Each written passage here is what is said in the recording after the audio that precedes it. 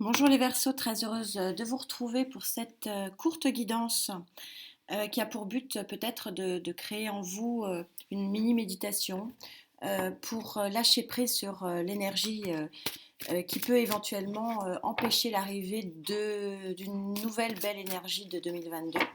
Donc on va voir en quoi cette petite contemplation, ce petit moment introspectif peut vous aider pour avancer.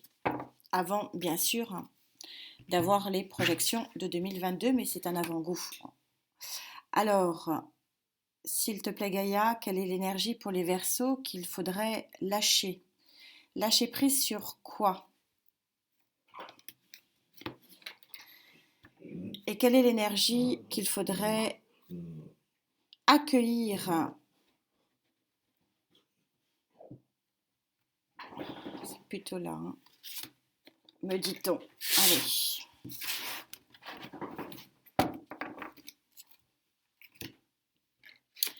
L'énergie qu'il faut lâcher. Apparemment, il faut aller. Donc, arcane majeur numéro 9 de la connaissance, vous êtes dans l'introspection peut-être un peu trop, ami Verseau. Vous pensez trop. Quand une carte comme ça sort, quand Gaïa sort ce type de carte euh, sur la question quelle est l'énergie sur laquelle il faut travailler pour le lâcher prise, et quand cette carte sort, c'est clairement qu'il faut arrêter de vous faire des nœuds au cerveau, qu'il faut arrêter peut-être de trouver toujours des éléments qui prouvent que vous avez une bouteille à moitié vide. Euh, voilà, c'est clairement peut-être, on va bien sûr monter les lignes pour préciser, mais c'est clairement l'univers qui vous dit profitez, profitez, avancez, agissez, arrêtez d'être dans le mental. Et l'énergie qu'il faut que vous accueilliez, c'est une énergie d'eau, ça tombe bien, hein, comme beaucoup de signes, et c'est un peu normal, puisque j'ai fait une méditation sur les nouvelles énergies de 2022, au moins une à accueillir, hein, parce que 2022, si vous voulez en numérologie, c'est le 6, c'est une année 6, donc déjà en numérologie, c'est une année de transition et plutôt d'aboutissement sur le plan affectif et sentimental, donc c'est normal de sortir quelque part une carte d'eau.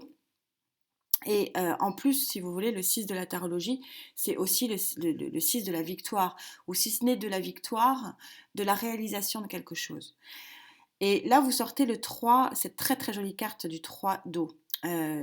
Chez Gaïa, ce 3 d'eau, on voit que vous avez un début d'abondance, c'est-à-dire que vous avez quand même les trois quarts de la carte qui sont en lumière, avec un poisson ici qui est coloré. Mais vous avez encore une partie à travailler. Et vous avez donc des poissons qui ne sont pas franchement colorés au niveau de l'abondance. Mais vous avez une vague ici, je ne sais pas si vous la voyez à la lumière, une vague qui vous porte vers une lumière, une très très jolie lumière.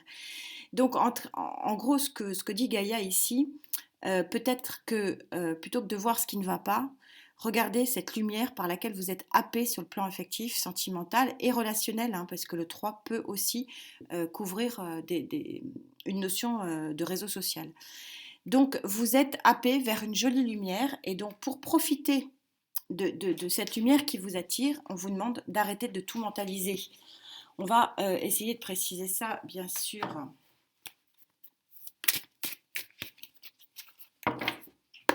Verseau, s'il vous plaît.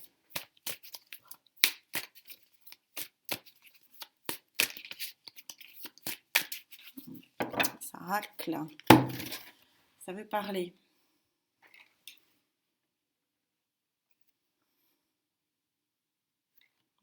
C'est plutôt ici.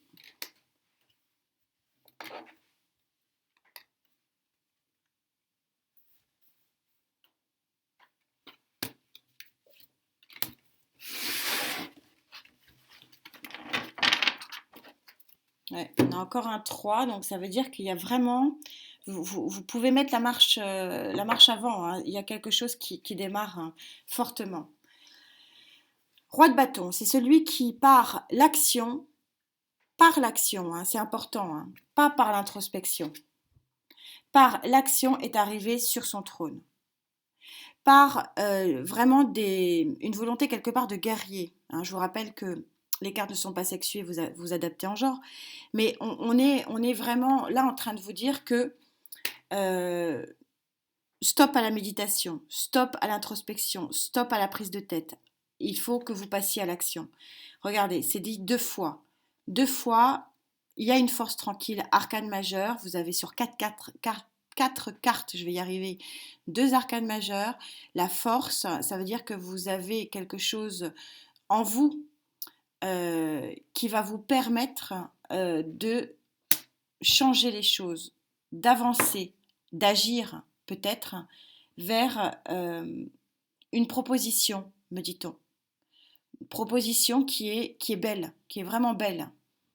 Mais pour ça, il faut que vous en ayez envie. Voilà le message qui m'est dit. Verseau, s'il vous plaît. On continue à monter les lignes.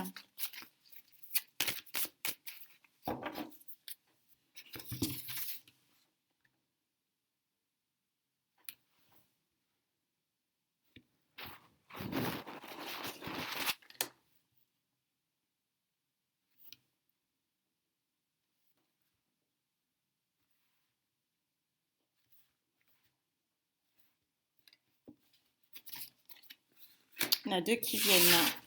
Je les garde. Oui, en d'autres decks, vous avez le monde. Donc, je pense que vous êtes, vous aussi, j'ai envie de dire, parce que c'est vraiment l'année 2022. De toute façon, le 6 en numérologie, on est sur une année où on bascule d'un départ du 1 au 5 et après on rebascule vers une nouveauté, un nouveau challenge. Donc, on est vraiment pour vous sur un nouveau challenge. Et on a le roi ici de Pentacle. Donc, roi de bâton, roi de Pentacle, on est là vraiment en train de vous dire, de vous inviter à, plutôt que d'être dans le cérébral, être dans le concret, être dans l'action. Lâcher prise le cérébral pour aller vers quelque chose de plus palpable. Et qu'est-ce qui est plus palpable? Nouveau départ. On est super synchro. Merci mes guides. Nouveau départ. As d'épée.